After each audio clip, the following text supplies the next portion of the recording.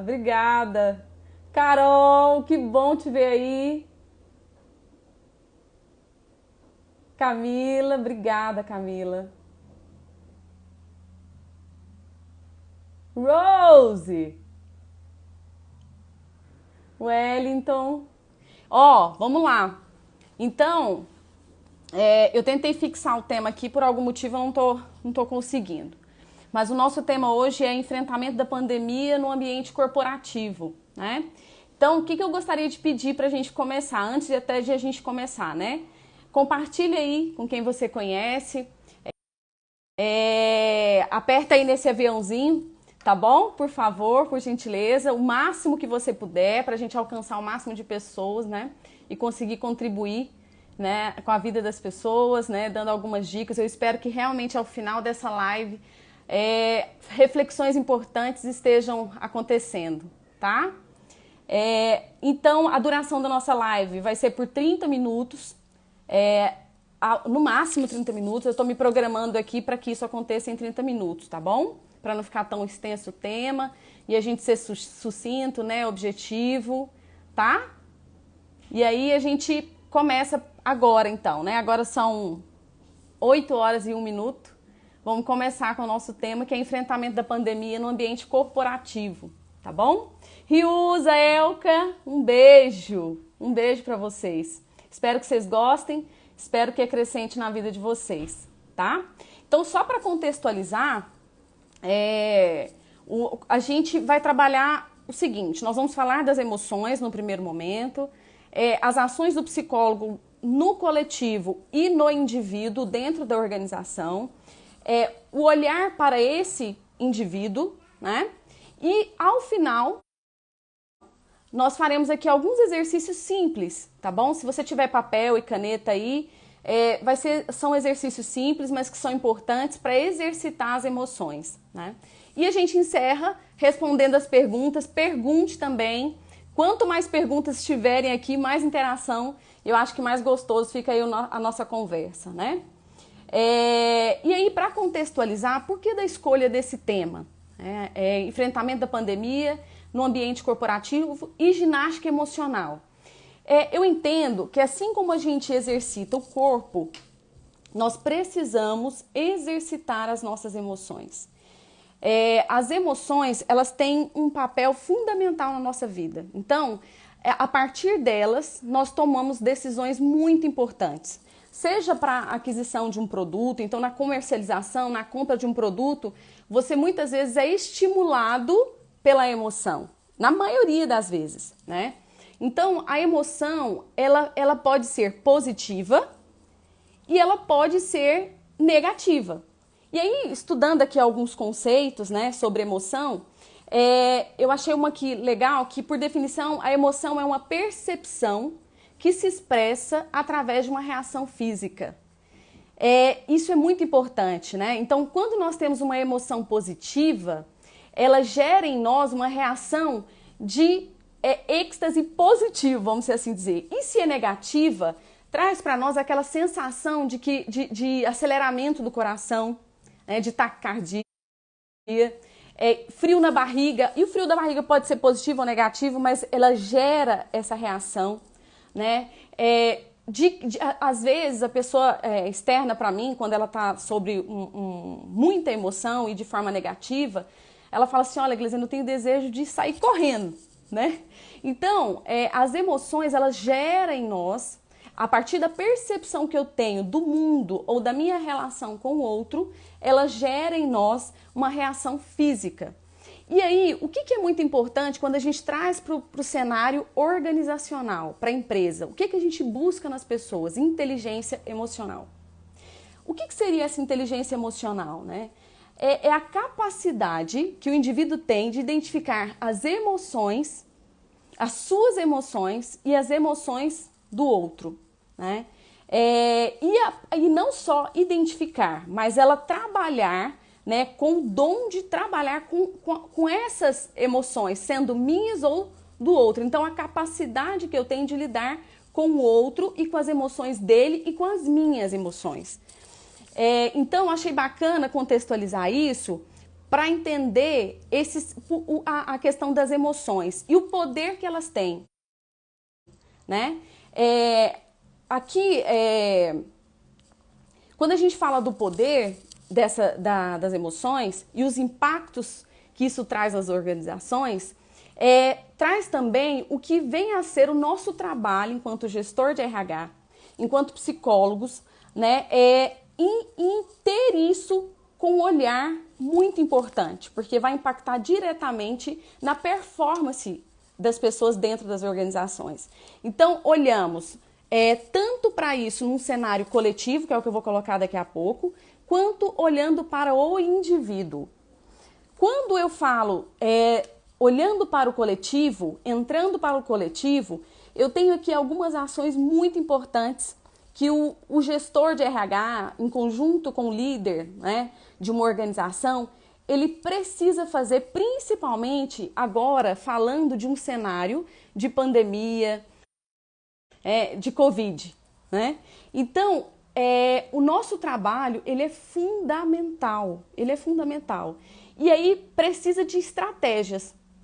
Para que a gente trabalhe o coletivo, considerando essas estratégias, eu coloquei aqui alguns pontos que eu entendo que são importantes, né? O primeiro é o fortalecimento da cultura.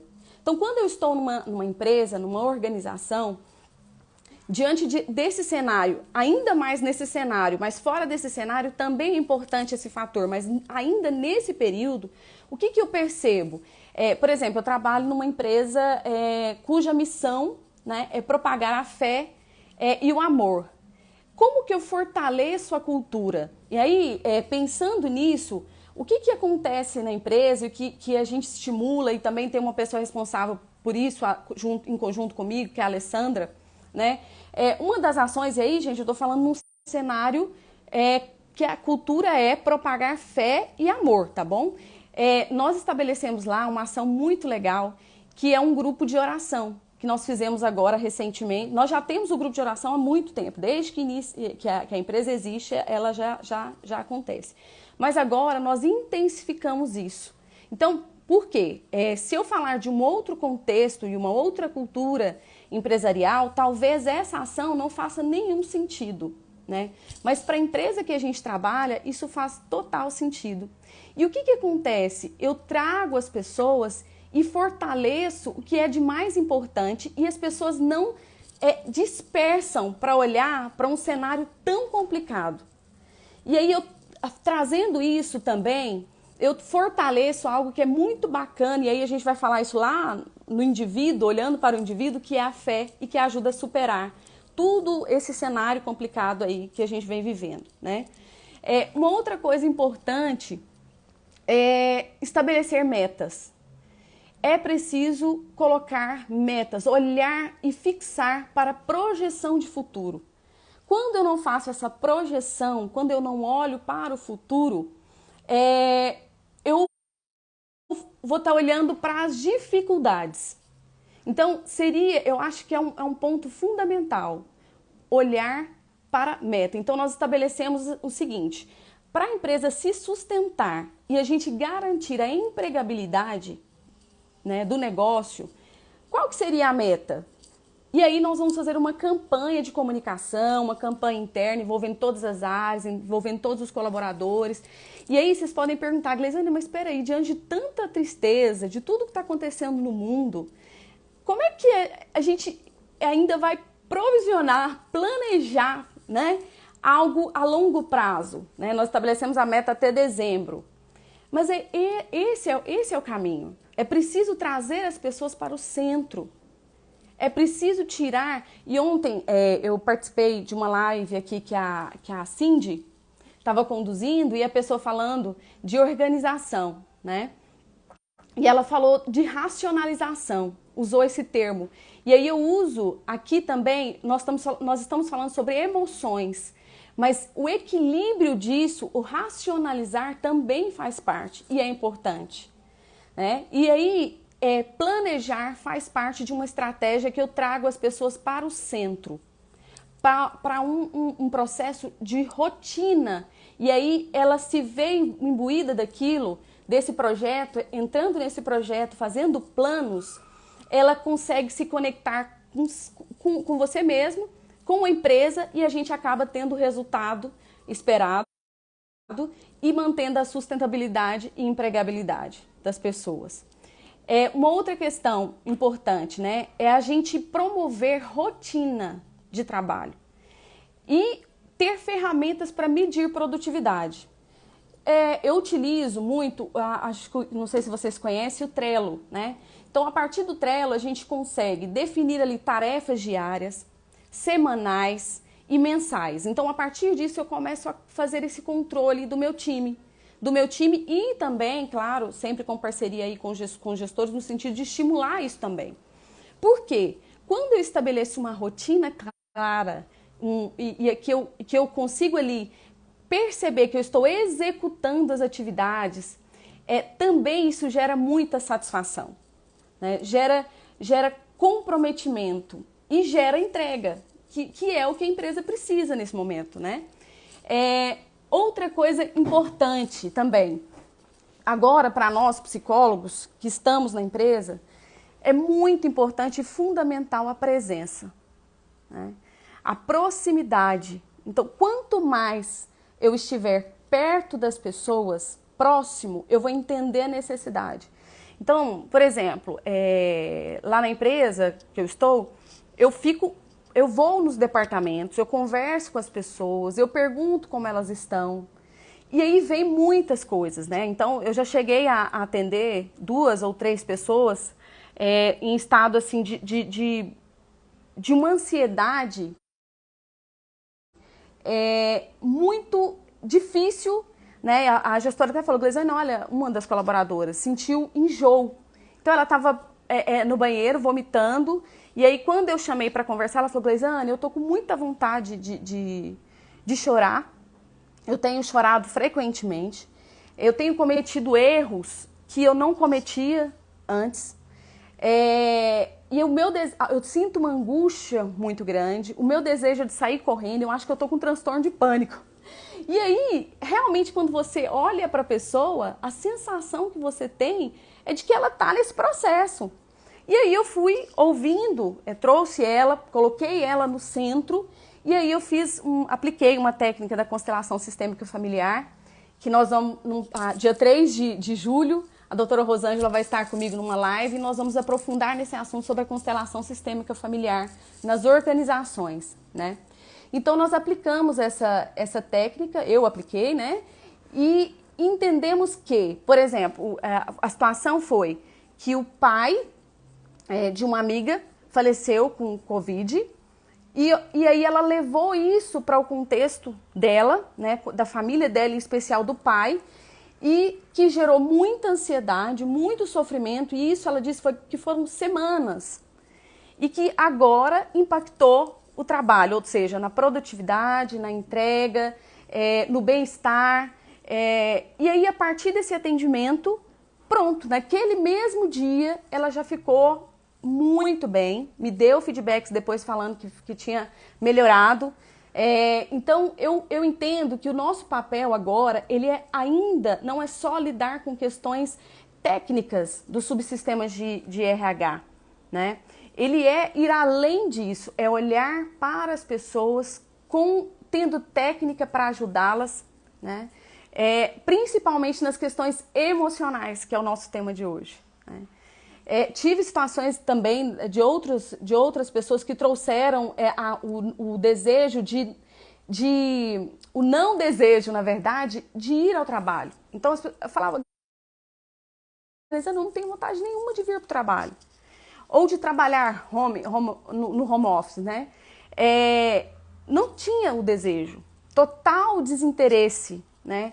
Não só pelo trabalho, mas para as questões da casa, a questão dos filhos, e dispersão de uma forma geral, né?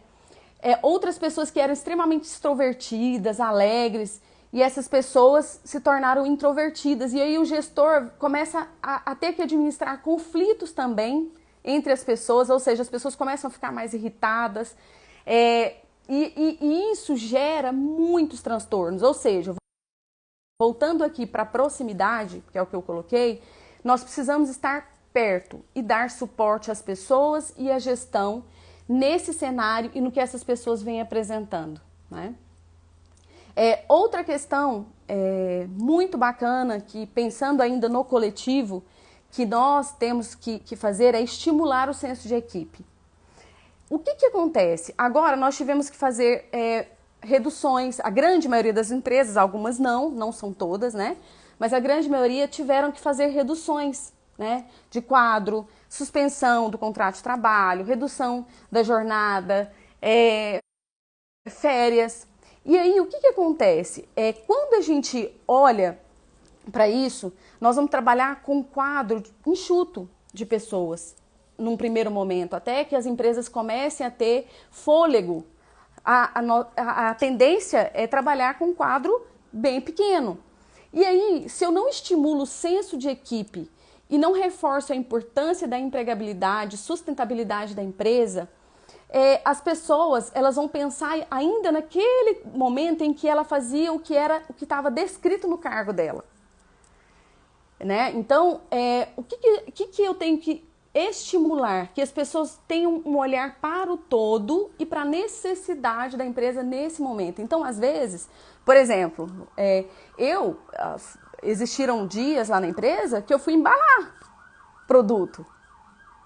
Isso é muito esporádico, não é algo habitual, mas eu preciso enxergar e fazer as pessoas enxergar que o cenário mudou e que eu preciso estar junto com a empresa e junto com o meu time.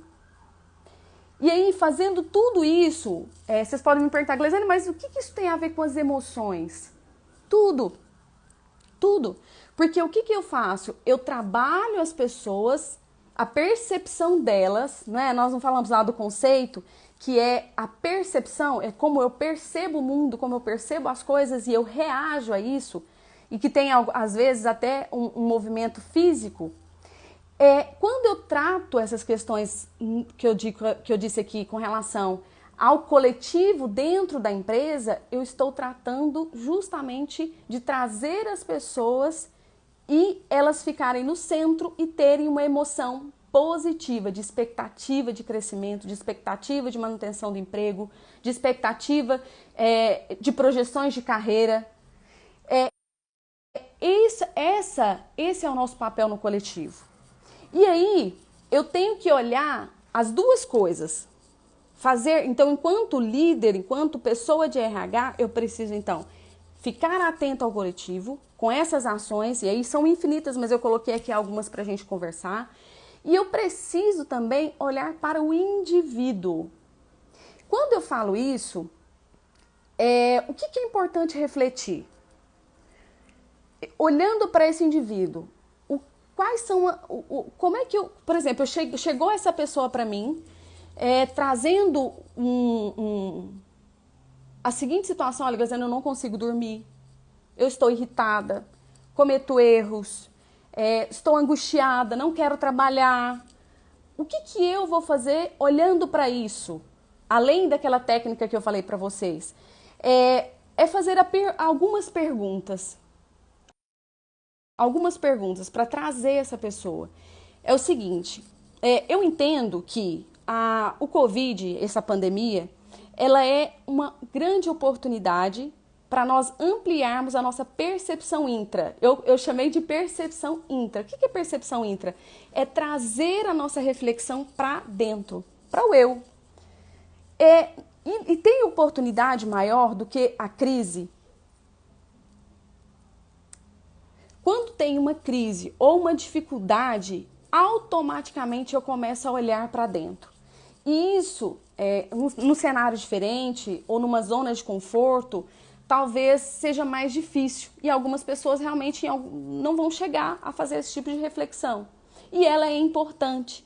E chegando então, voltando a pessoa com aquele comportamento, com aqueles comportamentos, eu pensei aqui em algumas perguntas que nós, enquanto líderes ou gestores de RH, podemos fazer para ajudar. Primeira, como que eu perguntar para a pessoa, lembra de uma situação uma situação difícil, em que você conseguiu administrar? ela voltar para situações mais ou menos parecidas, né? Perguntar para ela quais foram, né? E eu pergunto para você também, nós podemos fazer esse exercício junto aqui, né? Quais foram as reações físicas que você teve, né? Quais os pensamentos que eram frequentes? E uma outra coisa bacana é sempre fazer essas perguntas e escrever. É preciso anotar, para depois a gente fazer uma leitura e uma conexão com isso, conexão com os nossos pensamentos e emoções, né? Quais pensamentos eram frequentes? Porque normalmente existe um padrão de comportamento frente à crise, né? A pergunta é, você ficou paralisado ou continuou a executar as suas tarefas? Se você continuou, né, a executar as tarefas, você conseguiu concluir? No seu trabalho, quais foram os impactos? Porque aí tudo é no sentido de fazer a pessoa voltar lá. E a pergunta final seria, o que você fez para superar essa situação? E aí, quando ela se vê nesse cenário, ela consegue dar respostas para o aqui e agora. Enxergando tudo isso, é possível ter respostas para o aqui e agora, né? E aí, eu preciso, além de fazer perguntas, né, quando eu recebo uma pessoa e olho para ela, olhando para esse indivíduo, além de fazer perguntas, eu preciso sentir o que está por detrás daquilo que ela está trazendo para mim. Então, quantas vezes a pessoa chega para dizer, eu não suporto trabalhar com uma determinada pessoa porque ela tem, ela me distrata, ou porque ela é grosseira comigo, né? O que está por detrás disso? Então, é olhar para as pessoas, cuidar das pessoas, ouvir, fazer perguntas e acolher. Então, eu trouxe aqui duas questões que eu considero importantes. Então, só para repetir e voltar e para a gente contextualizar e nós irmos para o exercício que eu falei para vocês. Aí eu vou perguntar se a gente já pode ir para os exercícios, tá? Então, nós olhamos aqui, contextualizando, o que nós, enquanto gestores, podemos fazer no cenário coletivo para trazer as pessoas e analisar, entender as emoções. Quais são as estratégias para eu olhar para o indivíduo e ter esse cuidado e trazê-lo, né, para o centro? E agora nós vamos exercitar emoções positivas. A ideia é que a partir de agora a gente comece a exercitar as emoções positivas e a gente já está quase encerrando aqui a nossa live, né? Esse momento aqui é o último, depois vem para as perguntas, tá? Então, se tiverem perguntas até aqui, faz perguntas aí pra gente conversar. E não tendo perguntas, a gente encerra após esse exercício, ok? Me dá um ok aí para saber se eu posso ir para o exercício. Podemos?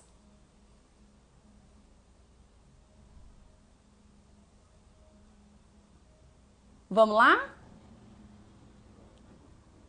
Sim, Fábio. Fábio tá aqui, que bacana. Ótimo, Daiane. Então vamos lá, Pelinha. Vamos para os exercícios, então, preparados? Então, emoções positivas. O que é importante? Eu coloquei aqui auto amor, percepção dos sentimentos, percepção corporal das emoções, estímulo à intuição, fé, e fazer conexão, tá? Então, começando com auto amor, um dos exercícios muito importantes para eu desenvolver essa habilidade e ter emoções positivas é fazer uma lista dos meus pontos positivos. Porque é fácil, né? Normalmente algumas pessoas têm mais facilidade em descrever aquilo que é negativo. Então, quando eu coloco numa lista ali tudo que eu tenho de positivo e eu me fixo naquilo, penso naquilo, me vejo com aquelas características, eu acabo desenvolvendo essa capacidade de auto-amor. E isso automaticamente consequentemente, traz emoções positivas, né? Percepção dos sentimentos. Qual é... E aí perguntar. E aí a pergunta, o exercício e responde aí se você puder. Qual é o seu maior projeto ou desejo de vida? Se fixar nisso. Qual que é o seu projeto de vida? Visualiza e, além de anotar, visualize, concentre você atingindo esses projetos, executando esse projeto de vida. E veja e anote qual foi o sentimento a partir disso. Vocês estão conseguindo fazer? Se não, vai ficar gravado aqui depois. Vocês podem fazer esse exercício, tá? Mas tudo isso ajuda. E ajuda para as emoções positivas e para enfrentar momentos de crises. Percepção corporal das emoções, meditação. E meditação parece algo muito complexo quando a gente fala... Eu ouvia as pessoas, eu tinha um preconceito, na verdade, que eu falava assim, nossa, eu sou muito agitada. E quem me conhece sabe o quanto eu sou agitada. E aí, uma vez eu fui fazer uma aula de pilates e eu quase morri. Eu falei, meu Deus, isso não é pra mim, né? Porque eu sou extremamente agitada.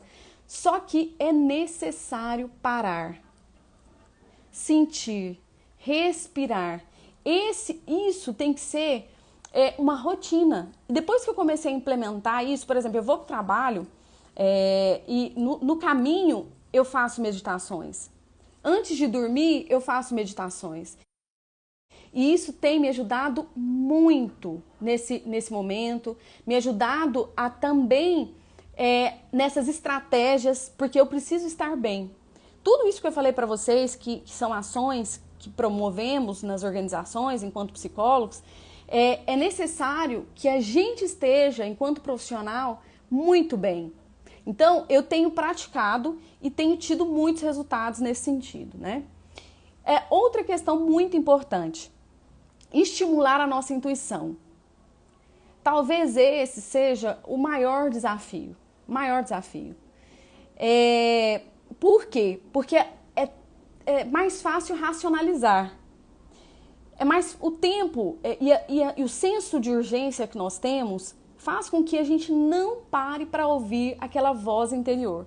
Sabe aquela voz? Por exemplo, eu fui fazer um processo seletivo essa semana e aí conversando com a pessoa e depois da constelação sistêmica familiar, nós exercitamos muito a questão da intuição. E aí eu parei, e às vezes eu paro, fico em silêncio um segundo, olho para a pessoa e aí eu fico me conectando com essa pessoa. E aí eu disse para ela, eu falei, olha, que em relação à empresa, porque eu já tive as minhas percepções em relação a você enquanto candidato. E aí eu perguntei para ela enquanto candidata, eu falei, vamos lá, vamos dar um tempinho aqui na nossa entrevista e eu vou pedir para você ouvir a sua voz interior e me dizer o que você está sentindo quando em relação ao processo, em relação a sua possível, né, vinda para nossa empresa, para fazer o que você quer fazer. E aí ela ficou meio olhando assustada, falou, eu acho que isso não é muito comum, né?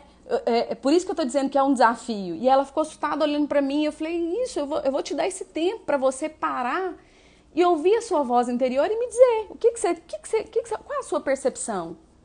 E ao mesmo tempo que ela estava fazendo isso, eu estava também num processo de sentir aquilo. E ao mesmo tempo, o quanto eu dei valor para esse momento, o quanto é importante, porque existe em nós um processo muito importante que é a intuição, né? E que ela é que traz paz. Então, quando eu falo de emoção, não dá para desconsiderar a nossa capacidade intuitiva e o nosso exercitar a intuição. Então, ouça, quando você tiver um projeto de vida, que você estiver indeciso de o que fazer, que decisão tomar, faz uma experiência de aí uns 5, 6 dias, de você todos os dias parar e tentar, faça a pergunta lá no seu, faça a pergunta, se conecte com aquela pergunta e sinta, porque existe uma voz interna que vai te dizer algo importante. Então, exercite. A fé. E aí, quando eu falo de fé, as pessoas... existem pessoas que podem perguntar, mas peraí, Gleisiane, eu não sou cristã. Né? Mas a fé, ela é acreditar naquilo que não é possível. Eu li uma frase, eu achei muito bacana, que foi no livro Quem Pensa Enriquece, e ele falou o seguinte, quando eu estava explicando sobre a questão da fé, a única diferença entre a verdade e a ficção é que a ficção tem de se prender ao que parece possível e a verdade não. Essa verdade chamo de fé. Então, exercitar a intimidade, para quem é cristão, né? A intimidade com Deus também nos conecta a uma emoção positiva. E aí pode parecer muito fácil falar isso. Mas eu tenho fé. E eu vejo isso comigo, vejo isso nas pessoas que conversam comigo lá na empresa, quando externam tudo aquilo que eu falei para vocês, eu pergunto, né? Você tem exercitado a sua fé? E a pessoa fala, não, mas eu tenho fé. A fé é confiança. É confiança. Confiança e crer naquilo que eu ouvi aqui, que eu achei muito bacana, nisso que não é possível, mas que é algo que você deseja de todo o seu coração e que você confia. Então, a fé, ela move, ela estimula, ela é na verdade, uma base para as nossas ações, para que a gente viva em paz. Então, exercitar a fé é algo importantíssimo. E por último, para a gente encerrar aqui, o que eu chamei de exercitando as emoções positivas, é fazer conexão. Conexão. O que é fazer conexão? É muito parecido com intuição. É se conectar com as pessoas. É se conectar com você. Olhar para você. Dar importância para aquilo que você está sentindo. Para aquilo que você gosta, para aquilo que você não gosta. Né? É se conectar. E aí, para eu me conectar, o que eu tenho que fazer? Eu tenho que me abster de julgamentos. E julgamentos também, para algumas pessoas, é algo extremamente difícil de não fazer. Conexão é não julgamento. Quando eu julgo algo ou alguém, a possibilidade de eu me conectar com essa pessoa é quase que zero. Eu tenho que me abster das minhas crenças, daquilo que para mim é uma verdade absoluta. Eu preciso me abster disso para me conectar. Quando eu faço conexão com as pessoas, quando eu estabeleço uma relação positiva com as pessoas, isso também me traz emoções positivas. E aí, como é que eu... quais são as formas de conectar? Então eu falei o não julgar. Outra, ser empático, ouvir, fazer perguntas. Outra coisa muito legal que eu vi aqui um exemplo, falando disso, né? Você às vezes senta com uma pessoa que você não conhece e você fala assim, o que você faz? E a pergunta deveria fazer, por que você escolheu fazer o que você faz? Quando eu falo isso, eu vou muito mais profundo do que falar o que você faz. Entenderam a parte de conexão? Eu coloquei a conexão aqui até em último lugar, porque na verdade ela nem vem em último. Para mim ela teria que vir aqui em primeiro, porque ela é fundamental e dá suporte, dá embasamento para a gente enfrentar o cenário que a gente está vivendo, para enfrentar as dificuldades, né, e ser produtivo dentro